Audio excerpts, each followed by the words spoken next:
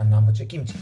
তার জন্য যেটা লাগবে, একটা বাঁধাকপি আমি অর্ধেকটা পরিমাণ নিয়ে নিয়েছি। শীতের যে কোনো সবজি আপনারা এতে ব্যবহার করতে পারেন, গাজর, বিট, পেঁয়াজকলি, এবার দিয়ে রয়েছে কিছু পেঁয়াজকলি নিয়েছি। এবার দিয়ে যেটা এসেনশিয়াল, এটা ছাড়া হয় না, সেটা হচ্ছে মূলো। একটা মূলো নিয়েছি। যেহেতু বাঁধাকপির পরিমাণ সেই অনুযায়ী আমাদের মোটামুটি গোটা 7-8 রসুন নিয়েছি, এক টুকরো আদা নিয়েছি এবং কিছুটা ধনে পাতা নিয়েছি। মাঝামাঝি থেকে কেটে নিন।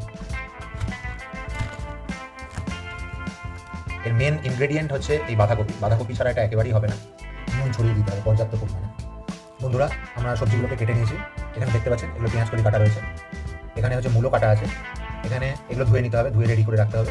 আর এগুলোকে ধোয়া রয়েছে, ধনে পাতা, রসুন এবং আদা, এটাকে বেটে নিতে হবে। মিক্সিতে দিয়ে বেটে 2 চামচ চালের গুঁড়ো, সেদ্ধ চালের গুঁড়ো আমরা এর সাথে মেশাচ্ছি, মিশিয়ে এটা বেসটাকে বানিয়ে নিচ্ছি। আমরা এর সাথে অল্প করে নুন মিশিয়ে দিচ্ছি, কারণ হচ্ছে বাঁধাকপিতে তো নুন দিয়ে ভেজানো আছে, যদিও ওটাকে আমরা এখন ধুয়ে সস ভিনিগারটা আমরা পরে মেশাচ্ছি।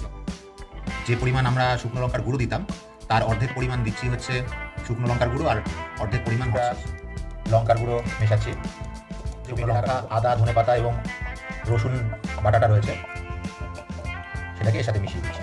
এই মশলার সাথে আমরা এই কাটা সবজিগুলোকে ভালো মতন মিশিয়ে নিলাম। পিকলটাকে এর সাথে অ্যাড করে দিচ্ছি। এর সাথে আমরা ভিনিগার অ্যাড করছি। ভালো করে এটাকে বাঁধাকপির সাথে প্রত্যেকটা অংশে যেন ভালো করে মিশিয়ে যায়। এবার এটা যত দিন যাবে এর মধ্যে যে ফার্মেন্টেশনটা তৈরি হবে, এটা আরও বেশি মজবে এবং আরও বেশি টেস্টি তৈরি হবে। সেটাকে ভরে দিতে হবে যাতে হাওয়া নিচে না যায়। অত্যন্ত সুস্বাদু। এর বিভিন্ন ইনগ্রেডিয়েন্ট চেঞ্জ করে কিংবা অ্যাড করে বিভিন্ন ধরনের আপনারা দুটো নামই রাখতে পারেন, কোরিয়ান কিমচি অথবা আমাদের বাঙালির বাঁধাকপির আচার।